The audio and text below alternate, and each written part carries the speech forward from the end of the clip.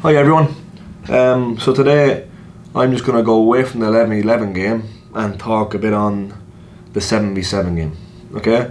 So the topic I'm going to focus on today is defending from the front. Okay?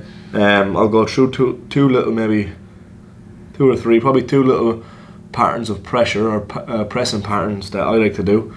Okay, and I think can be effective in 7v7 game, while also teaching players about, I suppose, angle of approach, making the pitch compact, playing and defending as a team, as a unit, and giving them small little details when you're pressing the ball as an individual.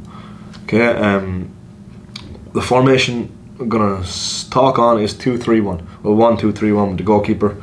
Okay, that's probably the most familiar, I suppose, favoured or ideal formation for 7v7 game. Yes, it might change.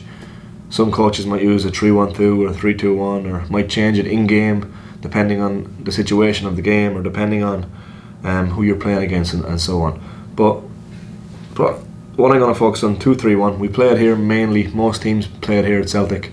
Okay, a 7v7 game, and the opposition team for this is going to be in a 2-3-1 setup as well. Okay. So what I see a lot of is I've played against it, and in 7v7 is teams squeeze really high. So they're waiting on the build-up line. This is the build-up line. They're waiting on the build-up line, and as soon as played, it's just a little swarm, and they swamp and swarm the ball. Okay, it's not really controlled. It's not really being coached. It's just chaotic. Can you put that pressure, or as much pressure on that person as possible, and try and make a mistake? And for me, so this squeeze up, I've seen this, and yes, it might win you games. I've seen this, and all the way on the build line. Yes, it might win you games at a, I suppose, younger level, younger age, but it's not really teaching the kids the right methods or the right, I suppose, things for the overall development. Because as they get older, this keeper, he gets bigger, he gets stronger, he can kick the ball further. He kicks it over these players. When you get to the 11v11 game, or even 9v9, kicks it over these players. And now they've 4 players out of the game. They don't know how to adapt to it because they've never been coached at a young age how to do it properly. And the other team will probably end up more than likely winning the game because of it, because they've been taught the right ways from a younger age. So I'm going to speak a bit on how we can press, okay, effectively, and how I like to press. And I think 2 little methods that can work while also teaching the kids in a controlled way, I suppose. Okay, so we're just quickly on starting positions. I'm going to talk about striker. I tell them to start in the build-up line. I think it's a good distance to start. It gives them a marker they know where they're going to be. It's important we're simple and specific with the information we give, especially young kids. Okay, so he starts in the middle of the goal, on the middle of the build-out line. Okay, that's his line. The next 3 players, so we have our left winger, our centre midfielder, and our right winger. I tell these guys to get in line with each other.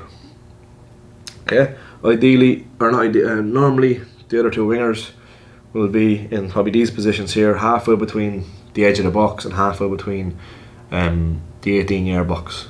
Okay, that's definitely what I tell my players to try to do when we're building up from the back.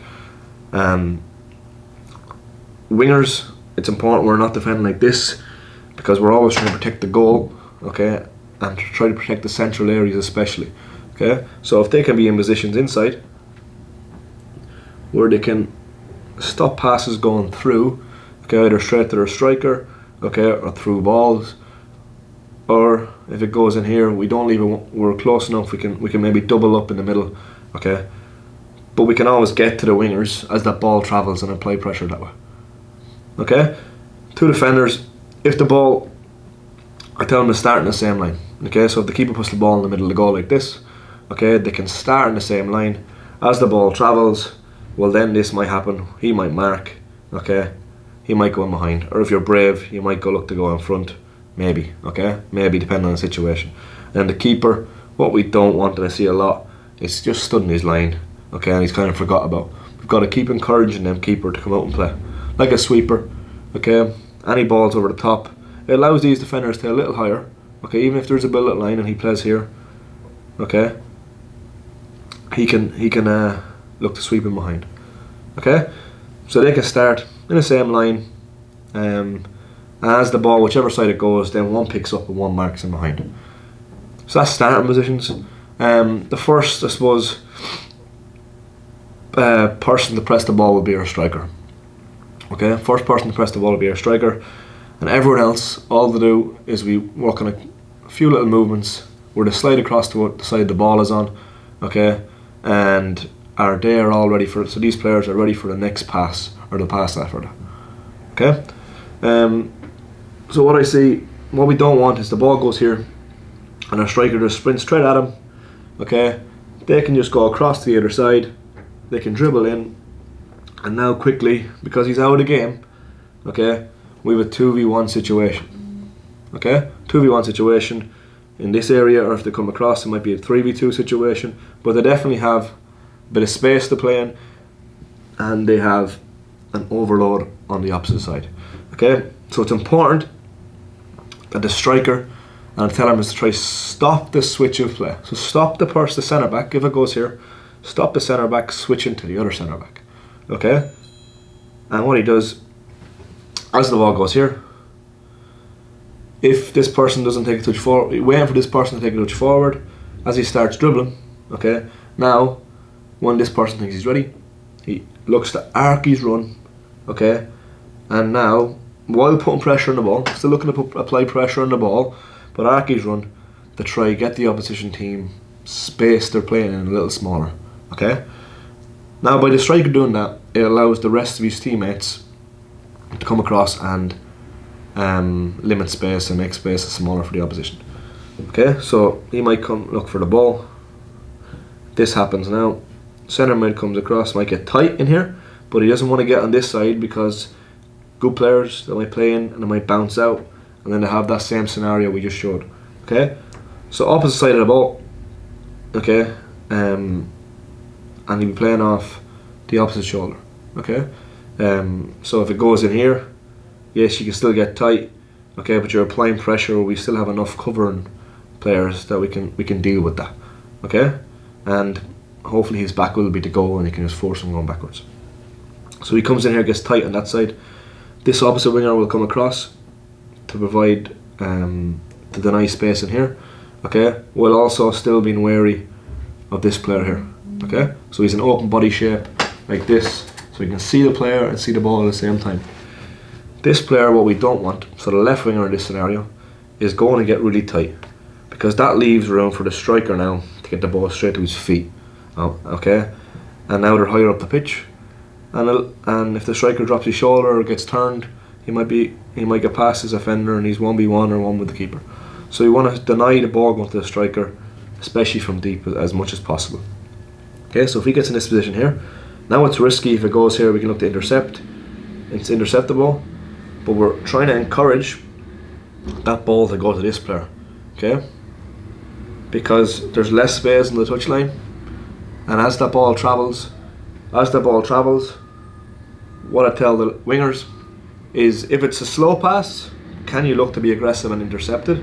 If not, if the pass has gone to his foot or feet, can you travel and press as the ball is travelling, as the ball is travelling and as the ball is passed, can you look to apply pressure? Okay, you slow down a little bit just before you get there. Okay, and you're looking to make your run from in to out.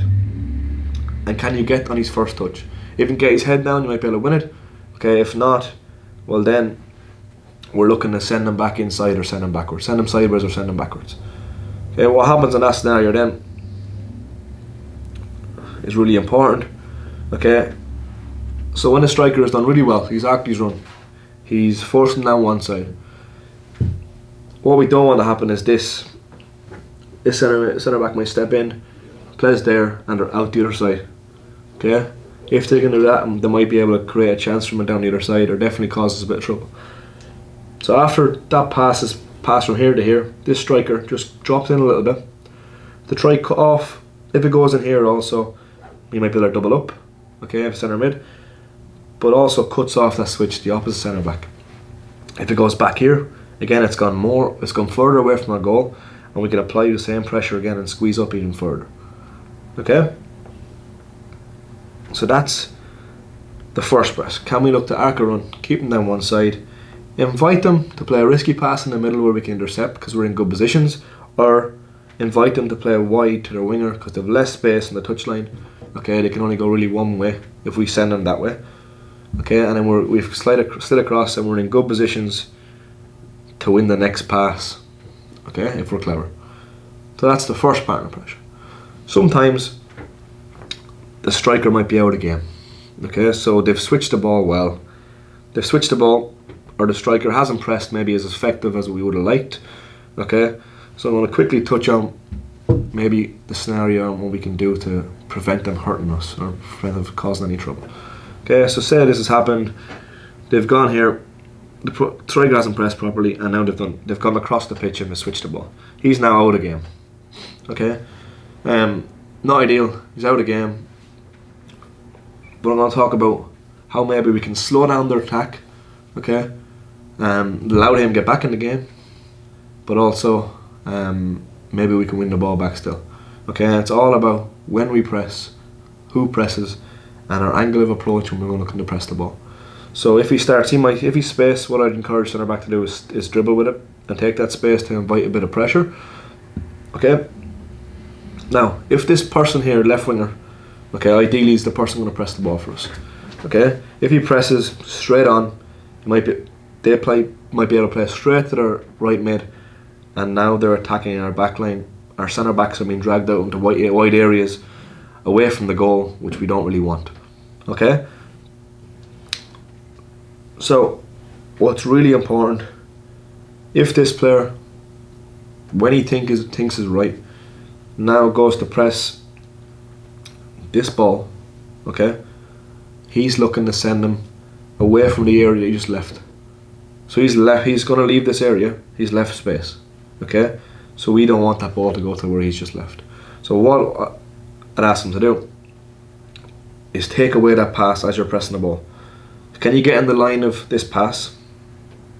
Okay, can you get in the line of this pass while also applying pressure on the ball? This person will go and get tight.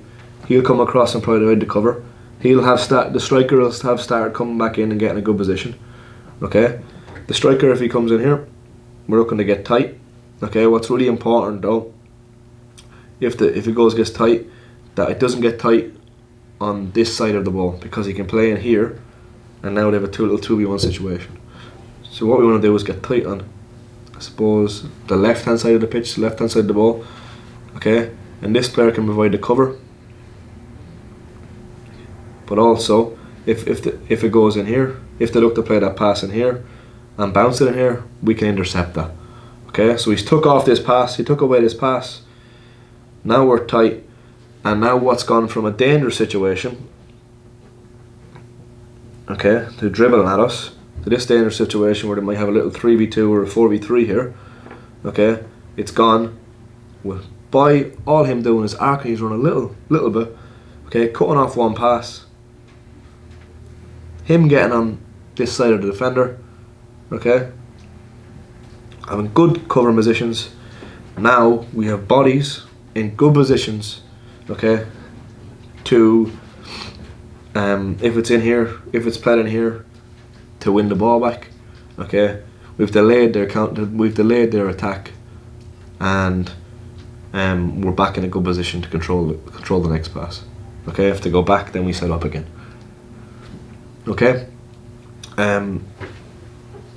so that's two patterns of pressure where a striker looks to press the ball off the first one, but if he's out of the game, okay, that's how I encourage my teams and my players to try. They definitely won't get it after week one. Okay, might take a couple of weeks or even longer or shorter, depending on the ability of the players, depending on how quickly they pick up the information, or depending on how well you can communicate that to your players. But it's definitely better, and it'll teach them more than just all swarming up, okay, pressing that ball and looking to win the game without even really having to coach, just trying to force the opposition to mistakes where it's a chaotic press, and when it comes to 11v11, or they don't really know what to do, or how to adapt to either teams being able to build up really, really well, or teams that go longer and these players are now out of the game. Okay, so yeah, thanks for watching, and hopefully you're enjoying these masterclass from Seattle Celtic. Thank you.